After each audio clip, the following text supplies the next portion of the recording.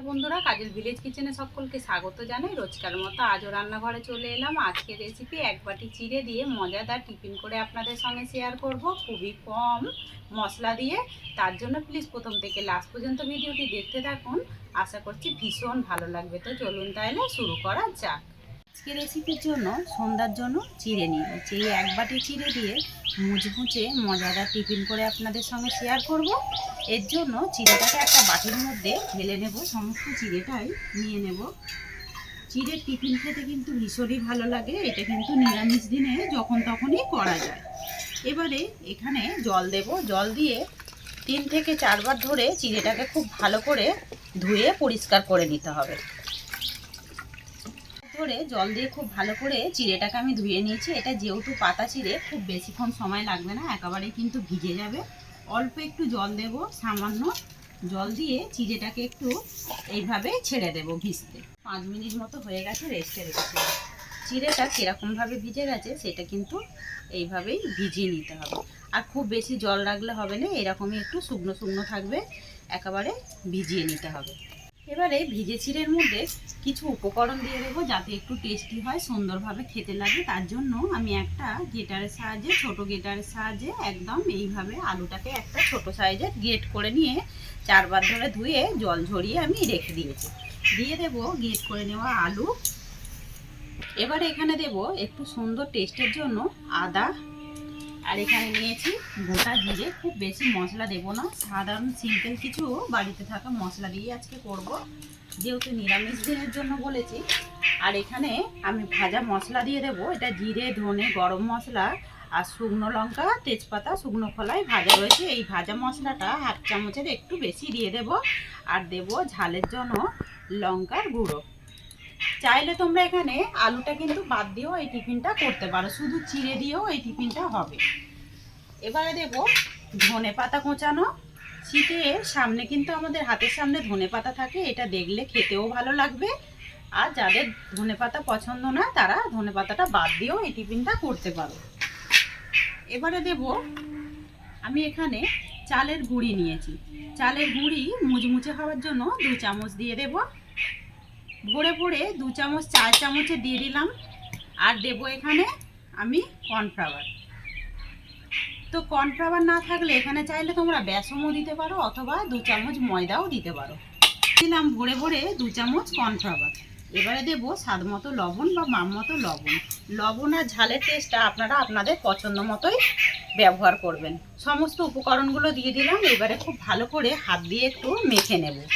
আর এখানে কোনো রকম এখন জল দেবে না, যেহেতু আলু দিয়েছি, এ থেকেই কিন্তু একটু জল ছাড়বে। আর চিড়েটা যেহেতু ভিজে রয়েছে, আর এর মধ্যে এক্সট্রা করে কোনো রকম জল লাগবে না।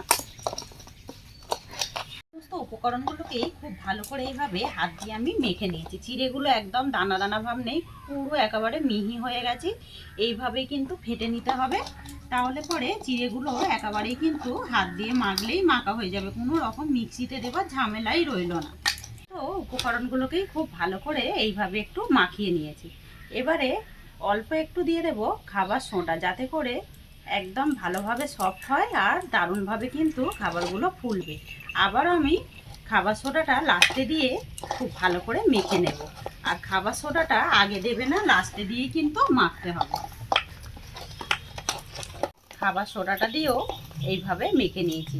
এর মধ্যে কিন্তু এক ফোঁটাও জল দিইনি। চিড়ে ভেজানো আর এই আলুতেই কিন্তু একটু লবণ দিলেই জল ছাড়তে শুরু করে, এতেই কিন্তু মাখানো হয়ে যাবে। এক্সট্রা করে আর জল দেবে না, তাহলে কিন্তু সমস্ত এগুলোই একেবারে নরম হয়ে যাবে। হালকা একটু জল হাত চোবাবো। এইভাবে আমি নিয়ে ছোট ছোট আগে থেকে সাদা তেল গরম হতে বসিয়ে দিয়েছি। তেলের মধ্যে সমস্তগুলোই ঠিক যেরকম আমরা ছোট ছোট বড়া ভেজে থাকি, এইভাবে ছেড়ে দেবো। আর এই সময় গ্যাসটাকে একটু আস্তে দিতে হবে। এবারে ওপর থেকে এইভাবে একটু তেল দিয়ে দেব। আর এইগুলো তেল দেবার কারণে আর যদি ভালোভাবে ফাটা হয়, আপনি আর তেলের উপরে এইভাবে ভেসে উঠবে, একেবারে লেগেও যাবে না। আজকের এই নতুন ধরনের চিড়ে রেসিপি আপনাদের কিরকম লাগলো অতি অবশ্যই কমেন্ট করে জানাবেন। তখনই এইভাবে বুঝতেই পারবে একটু লালচে কালার এসে গেছে, তখন এইগুলোকে আমি এইভাবে সুন্দর করে উল্টে দেব। সমস্ত ফুলুরিগুলোকেই এইভাবে উল্টে পাল্টে সুন্দর করে লাল লাল করে ভেজে নিতে হবে। এগুলোই উল্টে পাল্টে সুন্দর করে মুচমুচে লাল লাল করে ভেজে নিয়েছি। যারা মশলা কম খেতে চায় তাদের জন্য কিন্তু এই টিফিনটা সন্ধ্যার জন্য দারুণ লাগবে। বাচ্চারা কিন্তু সসের সঙ্গেও বেশ দারুণভাবে খাবে। আর এগুলো ভাজতেও বেশিক্ষণ সময় লাগে না, আর রেডি করতেও কিন্তু বেশিক্ষণ সময় লাগে না, একেবারে 5 মিনিটেই কিন্তু এই টিফিনটা হয়ে যায়। এবারে একটু তেলটাকে ঝাড়িয়ে নেব।